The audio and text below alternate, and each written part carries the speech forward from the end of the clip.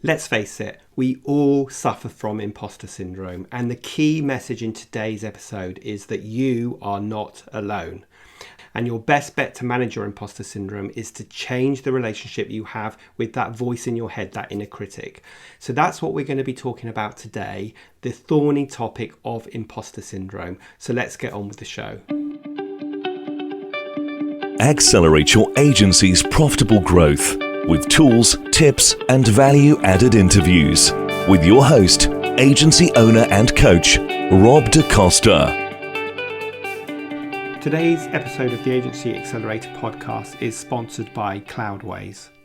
Loved by agencies around the world, Cloudways is a managed cloud hosting platform that takes care of all the web hosting related complexities, leaving users free to focus on growing their businesses and clients. The platform offers unmatched performance, reliability, choice, and 24/7 365 support that acts as an extension to your own team, making Cloudways the ultimate choice for growing agencies. Now, at present, Cloudways is offering an exclusive discount for the Agency Accelerator listeners.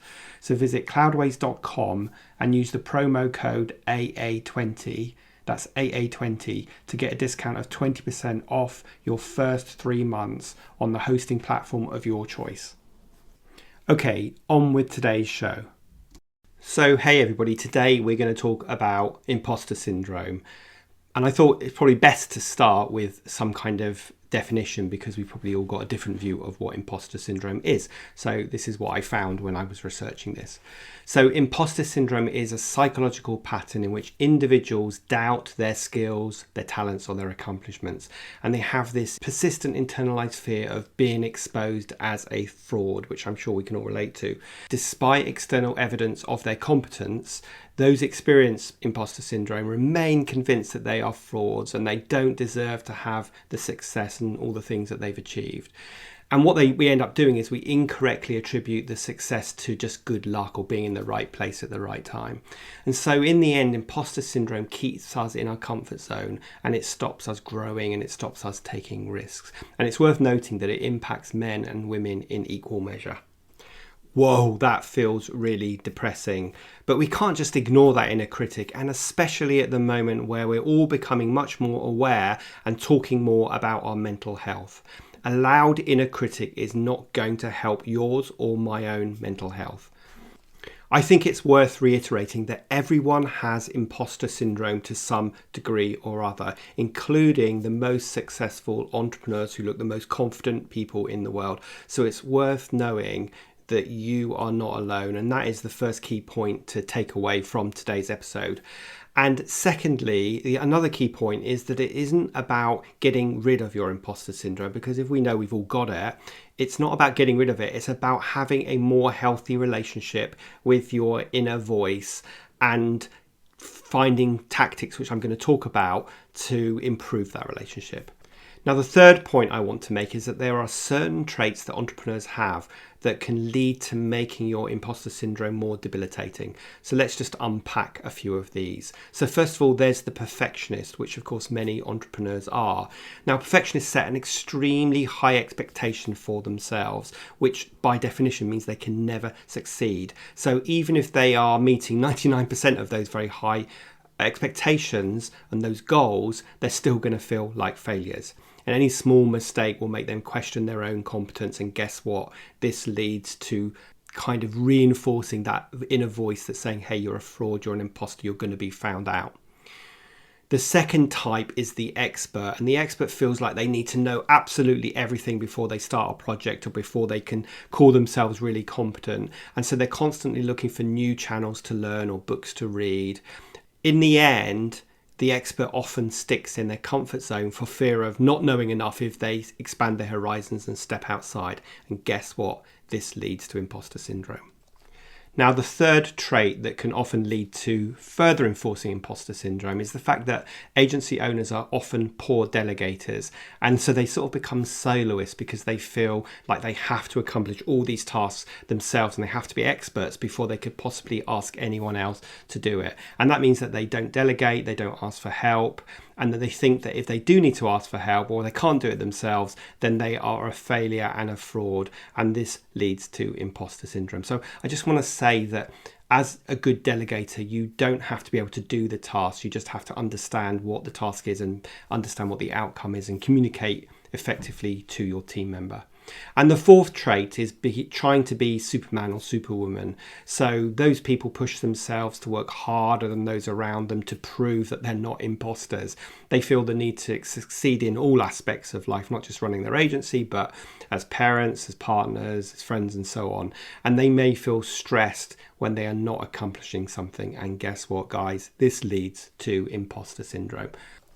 So I'm sure that you can relate to some of these categories just as I can. And I think it's worth acknowledging that I've been all of those four things at different times in my career.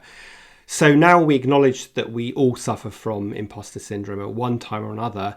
Let's just talk about some strategies to actually manage that relationship with your inner voice.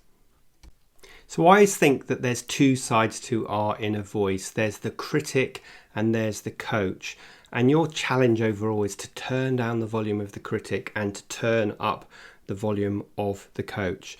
And given that it takes 21 days to change a behaviour, you have to consistently do this in order to make that behavioural change. Think about a behaviour as I'm going to get this all wrong, so I apologise to any neuroscientists out there, but think of a behaviour as a neural pathway, and think of that neural pathway like a well-trodden path in the forest. So it's really easy to walk down that pathway. But if you want to change a behaviour, you need to create a new neural pathway or a new pathway in the forest. And at first, it's really difficult to walk that pathway. You have to push through the undergrowth. You've got to tread it down. You might have to chop some of it down. So it's really easy to give up walking that path and go back down the old regular path that you're used to. But if you keep working at it for those 21 days and that new pathway becomes trodden and easier to walk, and meanwhile the old forest pathway has grown and disappeared, and that's how you change behaviours. So it takes 21 days to change a behaviour, and we want to start focusing on our coach, which is more supportive, than our critic, which is just creating imposter syndrome and keeping us in our safe comfort zone. So one of the first steps to overcoming those feelings of being an imposter is to simply acknowledge that they exist and to put them into perspective. So what you really need to do is just observe that they're happening as opposed to engaging with them. And then you want to be saying to yourself, how does this thought help me? And the answer is often it doesn't. And therefore you can start to reframe your thoughts and create this new pathway. This voice in our head, there's an emotional side to it and there's a rational side to it. And the rational voice needs to be asking this question of how does this help me? Because when you're in that rational moment, that's when you can start to say, well, it doesn't. So why am I really engaging with this? So if you're just observing that you're having these thoughts but not engaging with them, then that's going to be very different to having a thought, really engaging with it, and then letting that thought dictate your actions. I think also if you have a mentor or a trusted partner that you can talk with, then share these thoughts with them, because sometimes just saying this stuff out loud and having someone act as a mirror to you is just a really good way of getting the right kind of perspective. Now, another strategy that works really well for me that I've used many times myself is this, and let me step back here and say that we as human beings can only consciously think of one thing at once. We can subconsciously think of do seven things. That's like that time when you're driving home and you're thinking, how on earth did I get here? That's because you know that journey so well, you're doing it in your subconscious.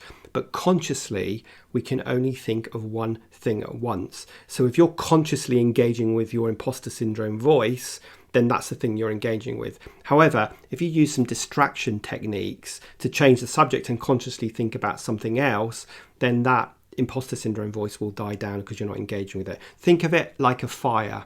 So the fire is burning. If you engage with it, you're putting more fuel on the fire and it becomes more real. Whereas if you distract from it and think about something else, then the fire's getting no oxygen, and then eventually it goes out. So use a distraction technique. Think of something, sing a song in your head or whatever it is to distract you in the moment so you stop engaging with that imposter syndrome voice.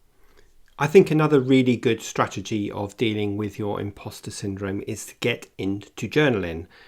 Now, all I mean by that is just write down when you're having those thoughts and write those thoughts in black and white. And if you implement the morning and evening rituals that I've spoken about many times and written about before, then part of that should be journaling. And so when you're having these negative thoughts, these imposter syndrome thoughts, just write them down, because it can get it out of your head for a start. And you can start to see it through a more rational pair of eyes when it's written down in black and white. I think another thing that's worth saying, this isn't so much a strategy, but is more of a reminder, is that we need to be kind to ourselves. So when you're having these imposter syndrome thoughts that can often lead you to beat yourself up, you just need to be kind to yourself and just take a moment, stop, take a breath, get some perspective, and remind yourself that you are not Superman, you are not Superwoman, that it isn't great to be a perfectionist, that you do have people you can delegate to, even if it's a VA, and that you need to be kinder to yourself. And on that note, we really need to make sure that we get a balanced view of our successes on our failures. Entrepreneurs often beat themselves up about what they haven't done, and they focus on that, and that again leads to imposter syndrome. Whereas if we can get a more balanced view of our successes and our failures, then that will really help with imposter syndrome. And that really ties into the journaling point that I made just now, because you should write down at the end of your day, the things that you've done really well, the things that have gone really well, as well as the things that you would like to improve. Now, I find having a realistic to-do list every day really helps with this, because it helps me feel accomplished, and it helps me also make sure that I'm focused on the most important things in my business that move my business forward and not my distractions. And whilst this episode isn't about to-do lists, here's just a few quick reminders for you. First of all, schedule in your morning and evening rituals. Make sure that your morning ritual is starting off by planning your day. Overestimate how long things will take, so that you win back time rather than have lots of other things that happen during the day that mean that your to-do list is actually longer at the end of the day than it was at the beginning of the day. I tell you what, my to-do list every single day gets ticked off every single item. And if you want to feel good about yourself and your day, then you want to do that. So I simply say, like recording this podcast, for example, I've scheduled about an hour and a half to record this podcast, but I'll probably get it done in about an hour and a quarter in terms of writing it and figuring out the structure and then recording it. So that wins me back 15 minutes. And in that 15 minutes, I can check my emails, I can make a cup of tea, I can move on to the next task earlier, and I can make sure by the end of my day, every task is ticked off. And then I feel in control of my day, and I don't have this nagging voice telling me that there's something else I should have done, because I took the time in my morning ritual to work out what the priorities are and what I need to get done today to move me forward. Let's just end this episode with a bit of a quick fire section. So I saw this quote when I was researching this that I really like, and that is, the only way to stop feeling like an imposter is to stop thinking like an imposter, which is so true. So here are 6 steps. And I've already talked about some of this already. So number 1, really quickly, break the silence. Acknowledge that everybody has this and talk about it. That's what I'm doing today. I have imposter syndrome and I'm sharing that with you. So that's number 1. Number 2, the really good one here is separate feelings from facts. Sometimes we take an emotion and we think it's a fact, but it isn't a fact. It's just an emotion, and it's a story that we tell ourselves.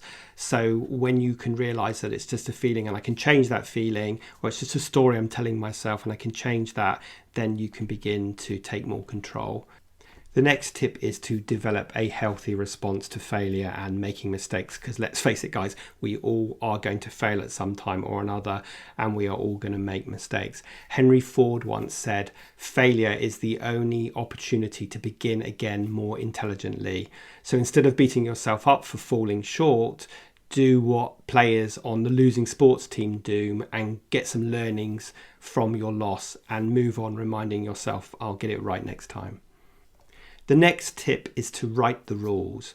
If you've been operating under misguided rules like I should always know the answer or I must never ask for help, then you need to change those thoughts and recognize that you have as much right as the next person to be wrong, to have an off day, or to ask for help. The next one is to visualize success and do what professional athletes do. So spend time beforehand picturing yourself making that amazing presentation or public speech. That's much better than standing in the wings, thinking about everything that you're going to do wrong and how you're going to be found out by your audience.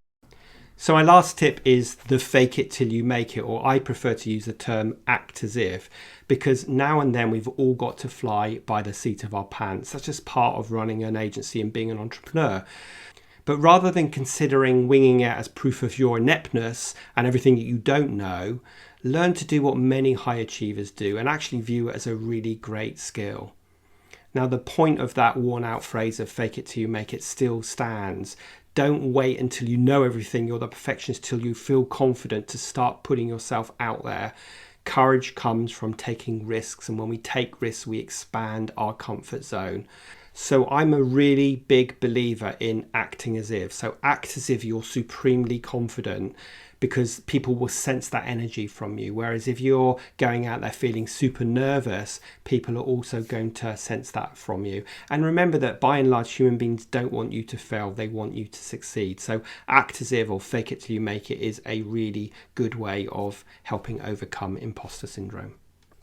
Okay, so I hope this episode has helped you. I hope that clarification that we all suffer from imposter syndrome kind of gives you a bit of comfort. And I also hope that some of the tips and advice I've shared will help you start to make a change if you feel like imposter syndrome gets in your way sometimes and stops you moving forward.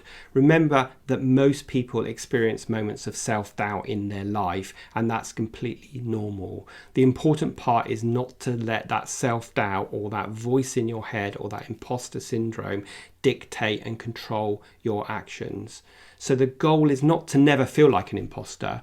The goal is to have the tools and the insights and the knowledge to be able to talk yourself away from engaging with imposter syndrome and acting upon it.